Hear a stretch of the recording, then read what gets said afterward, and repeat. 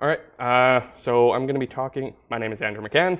I'm a developer at Jobber, and I'm going to be talking about working with code mods and abstract syntax trees. I went and saw a talk on this topic in a few months ago in Vancouver at a JavaScript meetup, and I learned quite a bit, but didn't really understand exactly what was going on. So I thought, in order to explore the idea, I would develop a talk so I could actually have a reason to do it. So starting off, what is an abstract syntax tree? Simply put, it's just a way of expressing code in a tree-like structure that's easy to traverse. So when you're trying to modify code or read code programmatically, if you just try and read the raw code, it will be very difficult to understand where everything indentation, where blocks start, where blocks end, and what exactly is a statement. So an abstract syntax tree is a way of turning that source code into a tree structure that you can navigate easily. How are they used? They're used in the creation of compilers. So compilers use these to do what they need in order to generate the bytecode. They're also used to modify code programmatically, and that's the part we're going to talk about most. So the JavaScript AST libraries that exist, the big one right now is ES-Tree, which is used by Prettier, Babel, and a tool that we're going to be exploring later, made by Facebook called JS CodeShift. So the ES-Tree is the default standard for any abstract syntax tree and what that will look like. Obviously, there's a repo for it. As you can see, it's sort of broken down by year and JavaScript version. I'll zoom in. So ES5, 2015, 2016, 2017, and so forth. Basically, everything starts with ES5, and then it's extensions on top of that. So ES 2015 is an extension of ES5, and it's always backwards compatible. I'm going to just quickly look at what this looks like. I'm not going to go into everything because there are hundreds of different node types, but the basic idea is you just have all of these different types of node that describe what your tree looks like and what your source code is doing. Some of the more important ones, sorry.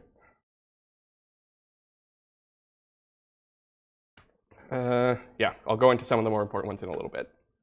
But I'm going to move on and quickly talk about what a code mod is. So a code mod takes your source code, which is basically just what's on screen right now, converts it into an abstract syntax tree, and then lets you traverse the tree in order to modify the code. So in this example, I'm going to quickly change the identifier of this function, which is basically 4 different expressions within it, and has the name foobar. If I want to change the name of the function, I just change the function identifier in the tree, and then when I recompile this to source code, it will generate a new function called newName that has the same statements it had before. So that's one way you could use it. You could also use it to remove expressions or change the signature of a method. So you could use it as a refactor tool, or anything else kind of like that. So Facebook has created a tool, or a toolkit for simplifying writing these code mods, because interacting even with a tree structure just directly is not easy. Traversing a tree and knowing exactly where you want to go requires a lot of code. So they built out a tool to make that traversal easier, and it uses a jQuery-like API for navigating these trees. So if we go to the JS CodeShift repo, they have quite a bit of documentation and history on the project. But generally speaking, all of your transform files will look like this. You export a single function that returns the new source that you want, and it gives you access to information about the file, the API, and other options you want it to pass in.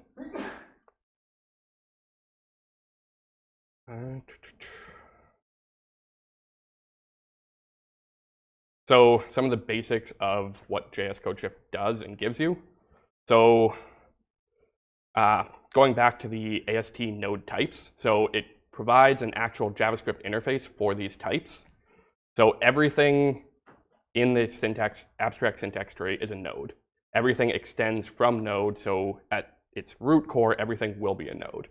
You can then move on and you have things like identifiers, expressions, and patterns, which I'm not going to go into the exact details, but an identifier itself is basically just what you're calling a variable, a function name.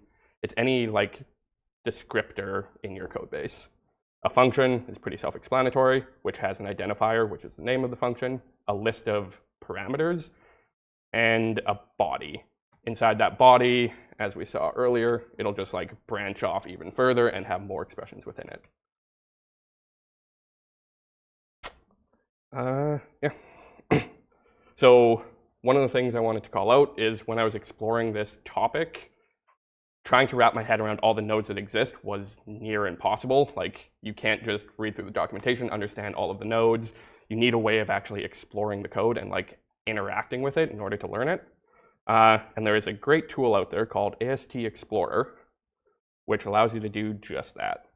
So it takes the source code on the left here. So you just write whatever source you want, and then it will give you a tree structure of what that source looks like. So in this case, the top level node is the program. Inside the body, we have a variable declaration and a function declaration. So your variable is tips, your function is print tips, and then you can like dig deeper into it. So you have an identifier with the name print tips and a block statement with an expression. And it just keeps going down and down. So that's what this tool gives you. It also gives you a nice little area to write your code mods and then test what the output will be, which I'll go into in a little bit here.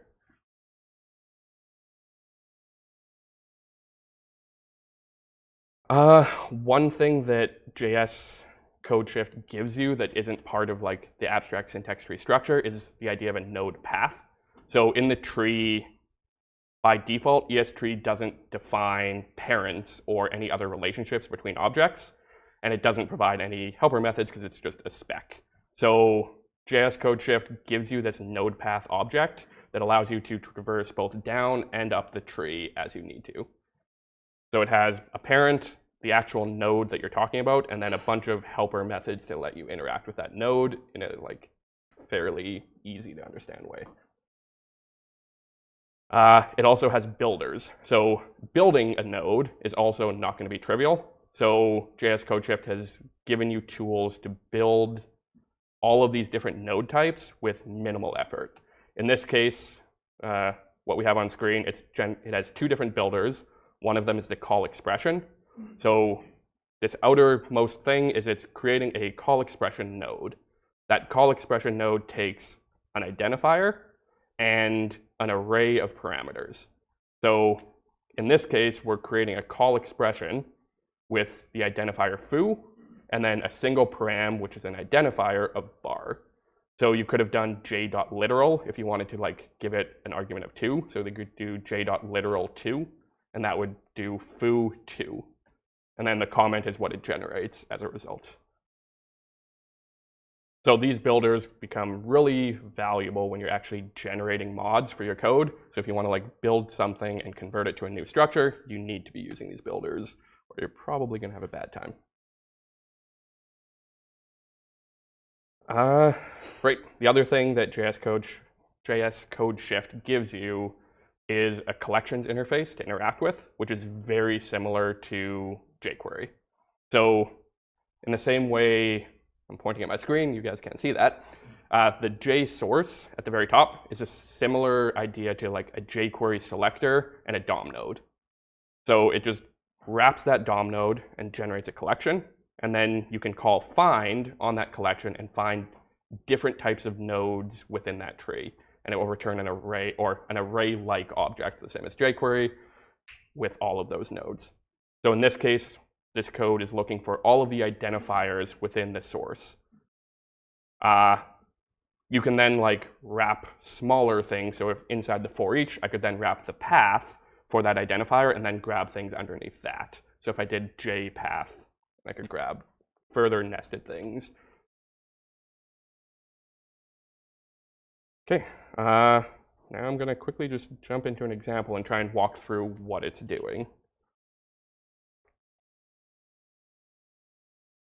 So this is a common piece of code that we actually have in our codebase at Jobber in multiple locations, which is an old style of generating classes in JavaScript. So I have this appointment class, I'm assigning all of these variables, and then I'm just appending the class methods as prototypes to the appointment. And then I have this little helper function at the bottom. Something I might use a code mod for is converting this old style of like class building into new ES6 style. So almost the reverse of what Babel does. I guarantee there's a tool out there that does this for you, but it's a good example to go through. So in these 4 panels, this bottom left panel is our transformer file. So this is what's actually going to generate this output on the right, which is the class structure. I'm going to walk you through what it's currently doing and call out a bug that some people may have already noticed, and then we'll fix that bug as a live coding demo, because doing this whole thing would have been a huge pain as a live coding thing. Okay, so the transformer method takes in the file and the API. In order to get your like jQuery-like selector, you just call api.jsCodeShift, and then I'm wrapping the file source and calling that root. And then that's what I'll be interacting with the rest of the way. First thing I do is I try and scan the code for what I think a class definition looks like.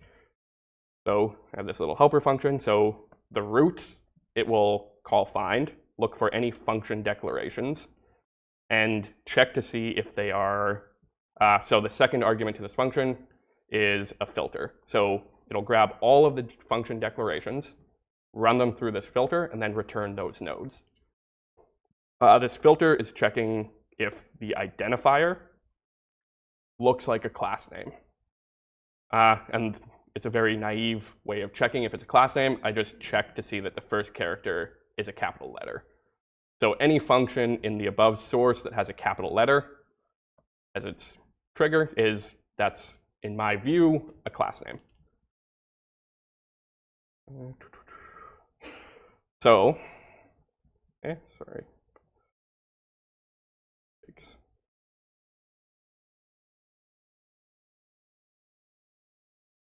Okay.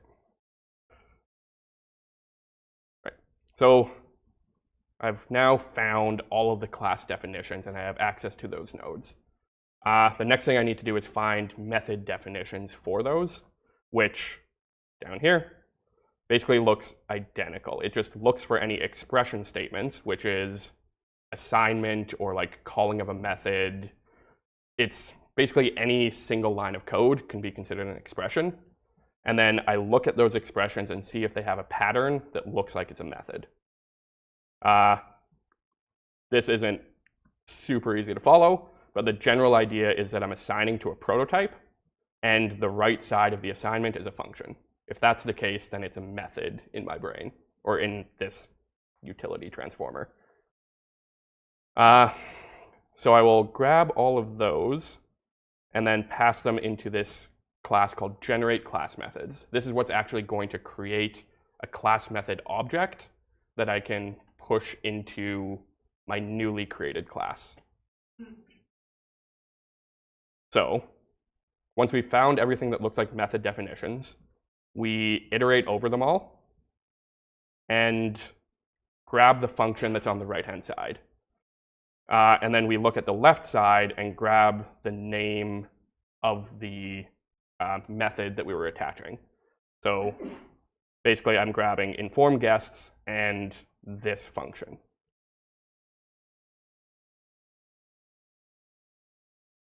I then append that, put that into an object, a map of like class name to methods, just in case there's more than one class name in the like file. And I push in a new, so this is a builder that we were talking about earlier. So j.classMethod, I'm generating a new method. I can't remember what the other type of thing I could generate here is, but might be constant. And then I take the function that I had before, grab its identifier, pass that in as the identifier to the class method, grab its params, and say those are the params for the class method, and same thing for the body. And once that's done, I have this call to define ES6 classes, which iterates over the class definitions and creates a new class using the class name and the methods that we just fetched out of it. So the end result is this code on the right. So I now have an appointment class with message, guests, and summary as the class itself. And then this function below didn't get modified. The utility is still just kind of sitting there as it would before. Right, so when I was first building this, at this point I was like, okay, I'm done. I can go to sleep and not worry about my presentation any further. Woke up the next morning and realized that I was missing a constructor. So this constructor up here just didn't move over, which means that I made a mistake somewhere in this code and needed to fix it.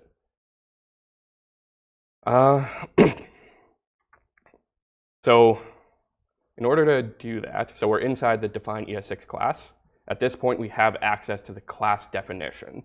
So I define the class definition as basically this function. And in my code, all I was really doing with that class definition was extracting the class name from it and using that as the identifier. I wasn't actually using the right-hand side of that function, which should be its constructor. So within this code, I needed to add that constructor into the new class method. So because constructors should usually appear at the top, I'm just going to, for this array of methods that I'll put into the class, I'm going to create a new one and then concat all of the other methods that I defined onto that array and then pass that into the class body. So in the same way that we generated class methods before, right up here, I can create a new class method of type method. Because I don't have an identifier, because that's the name of the class, what the identifier would be is constructor. So I need to use an identifier builder and tell it to build an identifier with the label constructor. And then I can just use the class definition params and body as before.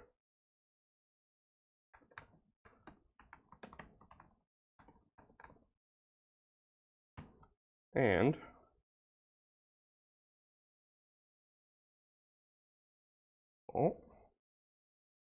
this is why I don't live code. Oh, right. So like I said before, JS code shift expresses everything as paths. So this class definition is a path that has a node, and that's the thing I actually want to interact with in the same way I am up here. So instead of class definition.params, it would be class definition.node.params and class definition.node.body. As you can see, the right side updated, and we now have a constructor in the right-hand side. Yeah, so in general, within my own work, I can see multiple uses of this type of thing, mostly for upgrading old code into new formats. So if you're upgrading a library, you could manually go make all of the changes that you need to make it compatible with the new version, or create a code mod, which is testable, programmatic, and repeatable. So you can be a lot more confident in the final answer and know that you have a structure that makes sense. And yeah, I'm likely going to be starting to use these more often when we're doing upgrades of that sort. Yep. Correct me if I'm wrong. So a really basic case for mod could be say, even an existing library. Yep. I could code mod jQuery to fire an event every time I call a jQuery function. Yep. And then I would write mods. Yep. Basically, call the name and then body wrap that in. Or you could pick another library and make it.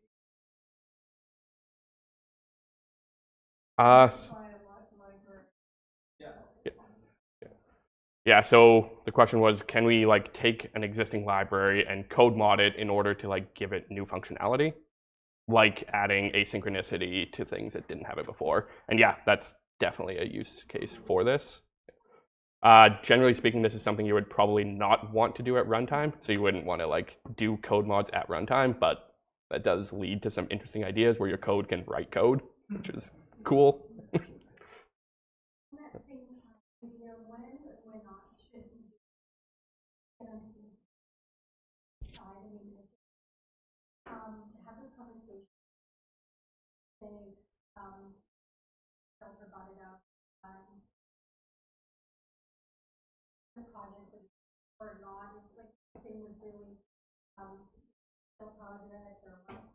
Yeah. Yeah. So the question was, when should you use this and when should you not? Generally speaking, it would depend on the length of the project. So if you have a long-lived project that you need to continually maintain, writing code mods to maintain large sets of files is probably the best way to do it. If you're modifying 3 or 4 files, spending the time writing a code mod probably isn't worth the effort put in. So it's basically a judgment call of, are you going to see returns on the investment of spending this time? So if it's modifying a lot of files that you don't want to manually test, you can automate the testing of the code mod and be confident in it. So I would say basically just it's a judgment call on the developer's side of like how much time they're saving.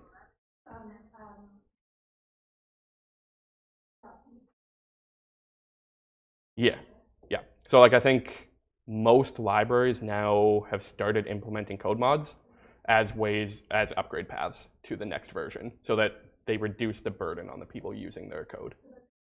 Yeah. Yeah. Yeah. It looks like it's written. It does. Yeah. So JS CodeShift is 100% written in TypeScript and supports TypeScript.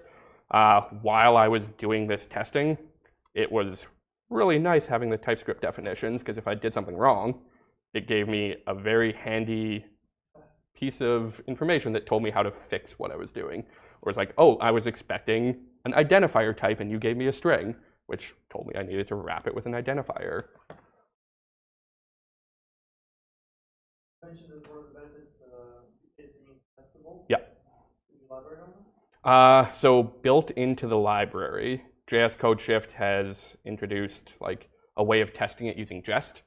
So you can set up test fixtures and write unit tests for your code mods, and then run them through the Jest framework, and it will test them against fixture files. So you basically define a bunch of files that you like think are representative of your code base. It will run through that and make sure that the output is what you expect.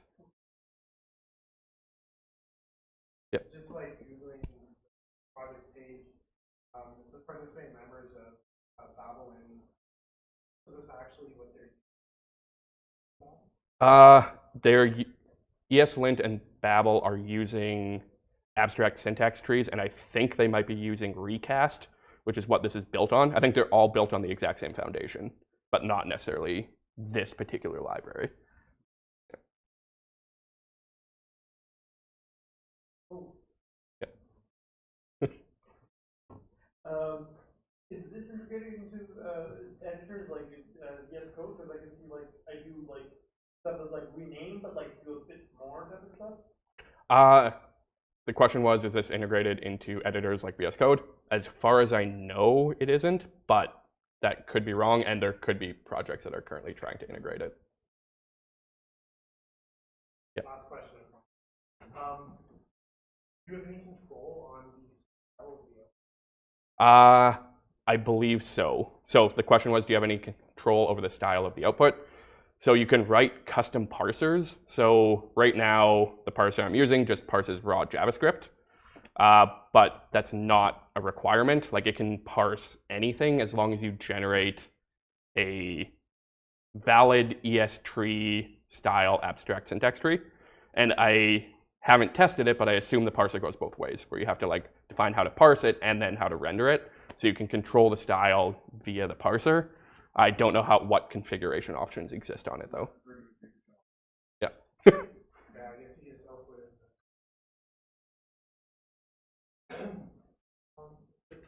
Going off that Yeah. question, does it make like that? By default, it will maintain the location of comments I couldn't see a way of like moving comments around programmatically, but I assume that's possible. I just hadn't noticed. Yeah.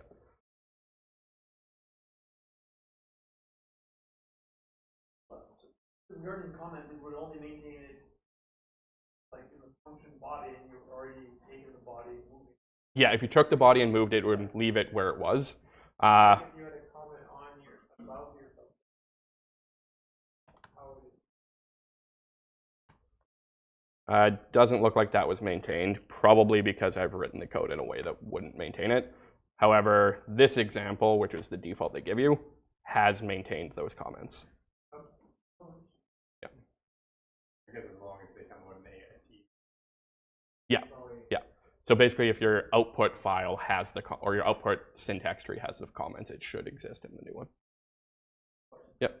Could you like buffer each statement something? Console log? Yeah, your console logging after every statement within the body of a function. Like, is that possible? Yes. Wait. So. Or maybe like you have a complex application existing. Yeah. You want to change. You want to suddenly decide. I want to render every frickin'. I am terrible at managing state. Yeah. So I want to buffer every single line of code in every single function with a render call. Yeah. Such that it executes. You should be able to do that. So basically, you can like grab the existing method definition and then just like insert it back where it was, but with a new one appended right after, which is like the render call. It's any line that ends in a semicolon. Like you can write any code you want with an abstract syntax tree. It's just going another layer down in the tree. Like Yeah. here he's just treating the function body as a block, but that's a tree which has a set of nodes for each Yeah. statement, and then each statement is a tree that has all the Sorry, which? variables. Oh, yeah. Within the function body? Yeah. For the statement? Yeah. So yeah, these are the statements within the first function body. So you could basically just insert a node at the top of this body or in between each of these statements that would render on each one of those. Just to play off Yeah. of that comment. This isn't a question, right? Have you like played with or thought about like debugging applications of this? Seems like it could be really powerful.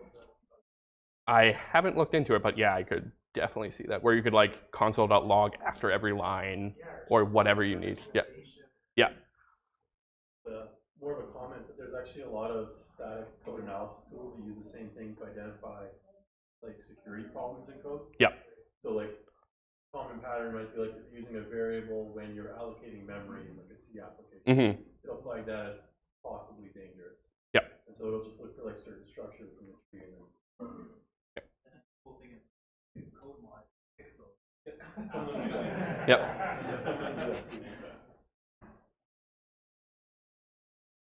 Cool. Line numbers?